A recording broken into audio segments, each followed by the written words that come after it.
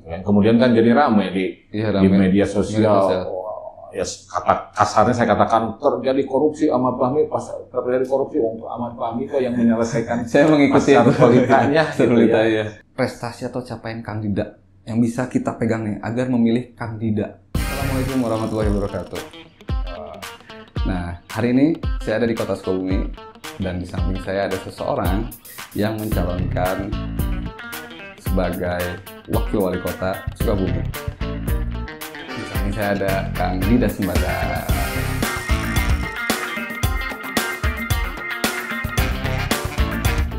Nah, Kang Dida, apa kabar? Alhamdulillah, baik. Terima kasih Kang Dida udah mau bincang-bincang nih. Sama-sama. Kang Dida ini kan teman-teman seorang ASN, pernah menjabat sebagai Kepala BPKAD dan terakhir Sekda ya Kang Dida? Ya, jadi sebelum DPP, saya juga pernah jadi Kepala Inspektorat. Wow, banyak juga teman-teman, saya kurang mencari nih teman-teman. Nah, terakhir di Sekda dan sekarang mencalonkan sebagai Wakil Wali Kota. Nah, teman-teman saya juga penasaran nih, banyak yang masih belum kenal juga sama Kang Dida dan pingin kenalan. Awalnya jadi ASN itu gimana sih Kang Dida? Daftar kayak orang-orang gitu, ada pengumuman ASN nih daftar gitu. Ya, ini kalau diceritakan panjang sih ya ceritanya. Sebetulnya ini juga arahan kedua orang tua ya, kan dulu pasti orang tua pengen anaknya punya pekerjaan yang tetap panjang. Padahal pada saat itu saya sedang senang-senangnya sepak bola gitu ya. Pilihan pada saat itu apakah terus berkarir di sepak bola atau kemudian masuk sebagai pegawai negeri sipil. Tapi seiring dan sejalan waktu, arahan dorongan dan orang tua dan keluarga juga akhirnya saya masuk sebagai PNS, ya testing dulu sih di provinsi testingnya ya tahun 91 lah. Nah, itu tadi saya dengar berkarir di sepak bola. Emang itu berkarir profesional atau gimana itu? Masih kalau dulu kan belum juga dunia sepak bolanya juga belum dunia sepak bola profesional, tetapi ya hobi saya sejak kecil ya, dari sejak SMP, SMA dan kuliah.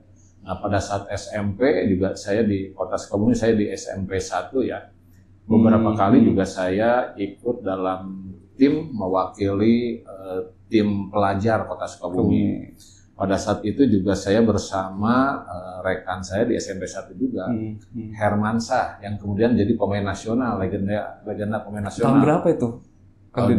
Itu tahun 78-an lah. 78 teman-teman. Yang tahu tahun 78 coba siapa? Pak Herman. Saya bareng dengan Hermansyah. Yang kemudian tahun 80 itu menjadi legenda atau pemain top, penjaga gawang top PSSI. Yang pada timnas yang pada saat itu juga timnas angkatan Hermansyah itu hampir masuk ke Piala Dunia. Hanya di pertandingan terakhir kalah sama Korea Selatan, itu penjaga gawang Hermansyah. Kayak sekarang di timnas nih mau masuk nggak ya? Momen kayak gini ya? Momen seperti itu ya, jadi hanya satu langkah lagi ya. Abis ini lawan Bahrain kalau nggak salah ya. Bahrain. Itu kalah di grupnya itu oleh Korea Selatan.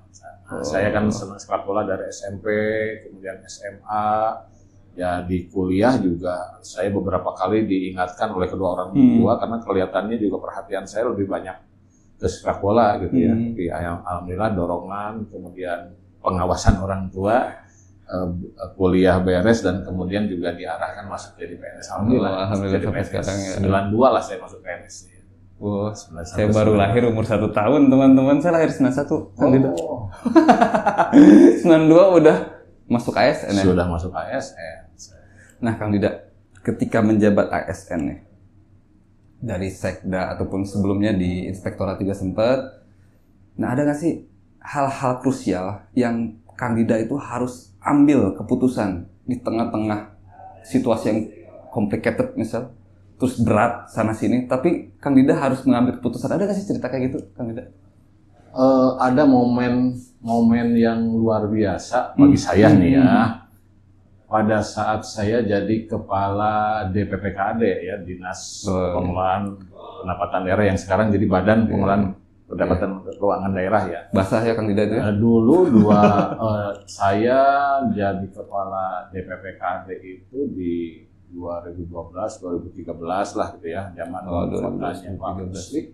Pada saat itu setiap tahun kan ada penilaian dari BPK yang kemudian hasil penilaian itu menjadi opini yang dikeluarkan oleh BPK. Kota Sukabumi beberapa kali susah untuk mencapai opini WTP. Oke. WDP terus wajar dengan pengecualian ya. Tapi alhamdulillah saya jadi kepala DPPKAD itu yang menjadi obsesi terbesar saya, dan alhamdulillah 2014 Kota Sukabumi untuk pertama kalinya meraih opini WTP wajar tanpa pengecualian di tangan Kang Dida. Iya, pada saat saya di situ ya, saya juga kalau saya bilang bahwa itu berkat saya, tangan saya juga tidak juga kan kerjasama semua pihak, dan pada saat saya mengelola keuangan, pada saat saya mengelola pendapatan, dan pada saat saya mengelola aset. Ya, ini WTP pertama. Dan alhamdulillah berlanjut sampai kemarin terakhir menjelang pensiun itu sudah mencapai 10 kali berturut-turut. Dari 2013 tadi ya? 2014 ya, sampai sekarang 10 tahun WTP terus berturut-turut. Alhamdulillah ya. Ya, kalau orang bilang, WTP juga, itu kan urusan orang. Tapi yang jelas ini penilaian murni dari BPK, dan bagi kami, bagi aparat, dan bagi para pengelola keuangan, pendapatan, dan aset seluruh dinas itu menjadi kebanggaan bahwa pengelolaan dan laporan keuangan kita diapresiasi benar oleh BPK. Bukan berarti tidak ada temuan ya, tetap temuannya ada, tapi secara umum pengelolaan keuangannya sudah dianggap benar oleh BPK. Itu menjadi krusial kebanggaan saya pribadi gitu ya, dalam perjalanan karir. Karena saya yang memulai gitu ya, 2014 WTP pertama saya sebagai kepala, kan leading sektornya kepala DPPKAD. Dan kemarin pada saat menjelang pensiun 10 kali berturut-turut. Luar biasa teman-teman, 10 kali berturut-turut.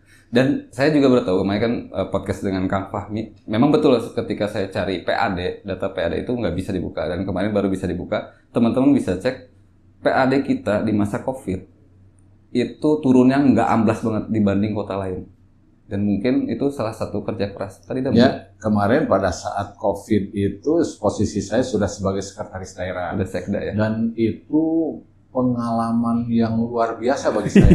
Itu berkah dan hikmah bagi saya, karena sekda-sekda yang sebelumnya tidak merasakan kondisi COVID, termasuk juga Pak Fahmi sebagai wali kota. Bersyukur juga beliaunya dengan kerja keras, karena wali kota sebelumnya tidak merasakan bagaimana memimpin pada saat COVID ya. Jadi Pak Fahmi, saya sebagai sekda alhamdulillah bisa melewati masa-masa sulit dari 2020 sampai 2002 sampai 2023 awal lah. Itu juga alhamdulillah pada saat pertumbuhan ekonomi kita sampai minus 1%. Walaupun itu masih relatif baik, orang lain kan sudah Jawa Barat, Indonesia di bawah minus 1%. Teman-teman cek Kota Bogor pada saat COVID, PAD-nya terjun bebas. Kota Sukabumi saya nilai baik lah, jauh lebih baik. Kang Dida. Nah, Kang Dida, spesialnya Ahmad Fahmi itu apa sih di mata Kang Dida? Ya, ini kan luar biasa beliau bagi saya ya, tentu kan wali kota yang bersama saya pada saat saya menjadi sekda. Dan saya persis tahu benar apa yang beliau lakukan untuk mengurus pemerintah daerah ini. Ya. Kerja keras beliau, komitmen beliau, kemudian bagaimana beliau menggerakkan atau memanage teman-teman di pemerintah daerah ini untuk ini kan pada saat masa sulit ya, masa sulit pada saat COVID luar biasa gitu ya. Beliau menggerakkan tidak hanya di atas meja, beliau turun dengan kami, turun di jalan pada saat COVID gitu ya. Dan akhirnya juga dapat apresiasi dari pemerintah pusat. Kota Sukabumi terbaik se-Indonesia dalam memanage masa-masa COVID ya. Itu Pak Presiden langsung yang memberikan, sampai dapat penghargaan kemarin saya bincang-bincang. Jadi ya terserahlah orang menilai, tapi faktanya seperti itu. Kota Sukabumi terbaik se-Indonesia. Orang bisa saja di luar mengatakan hal-hal yang negatif. Saya yang tahu. Pilkada memang lahan seperti itu, Kang Dida ya. Dan satu lagi yang saya terkesan itu ternyata suka bercanda ya orangnya ya, Kang Fahmi itu ya. Gitu sama-sama lah ya kita juga.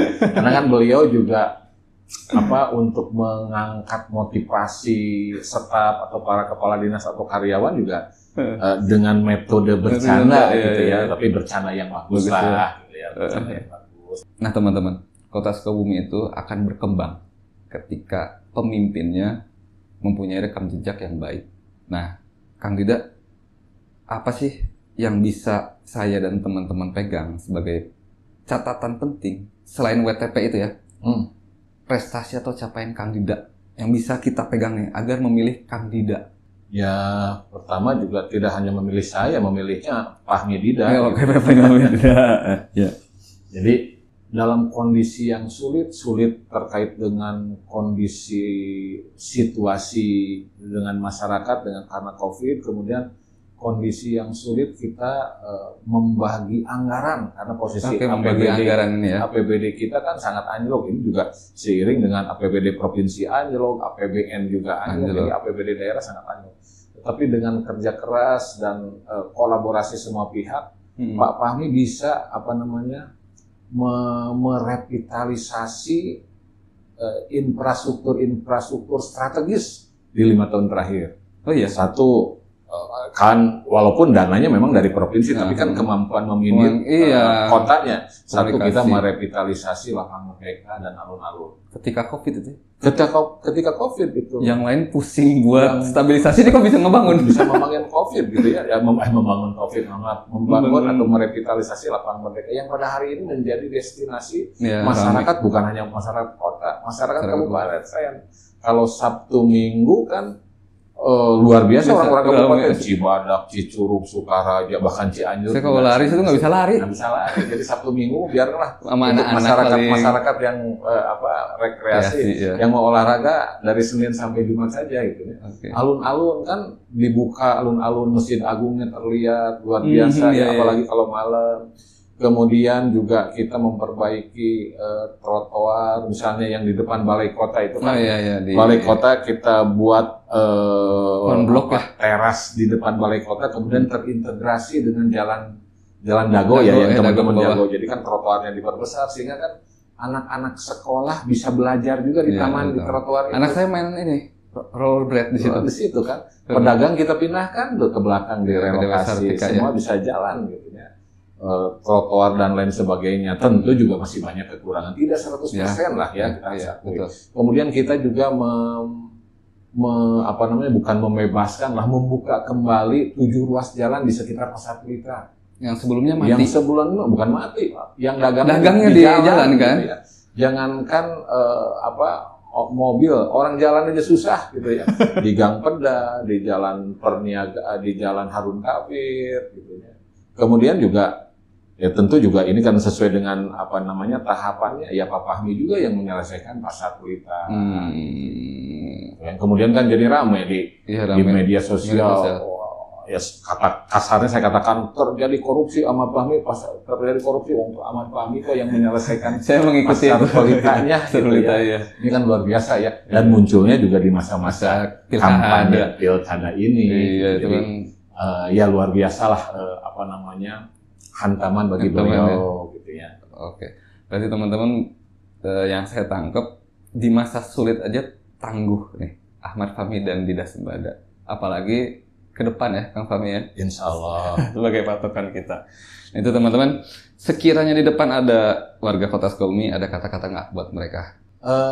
Yang sekarang kan lagi kita menghadapi ada momentum demokrasi kita yang paling dekat adalah pilkada. Oke. Jadi pertama juga saya menghimbau ke rekan-rekan dua pasangan yang lain, ayo kita buat masyarakat di masa pilkada ini yang menjadi masyarakat yang riang gembira menyambut pilkada. Jangan kemudian membuat masyarakat yang bingung dengan pemberitaan-pemberitaan yang negatif. Jadi, kemudian juga untuk masyarakat ya harus selektif dalam memilih berita, khususnya berita-berita yang ada di medsos. Jangan asal telan aja ya. Jangan asal telan aja, jadi jangan mudah terprovokasi, kemudian juga jangan ikut memprovokasi juga. Udah mah asal telan, di-share lagi. Di-share lagi, ini kan jadi luar biasa. Jadi ayo kita ciptakan suasana menjelang pilkada ini menjadi suasana yang riang gembira.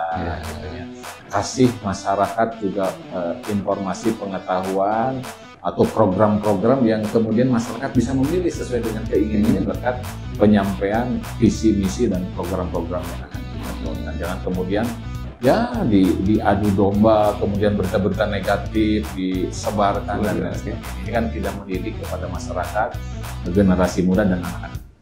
Oke, itu teman-teman podcast saya dengan Kang Dida Sembada.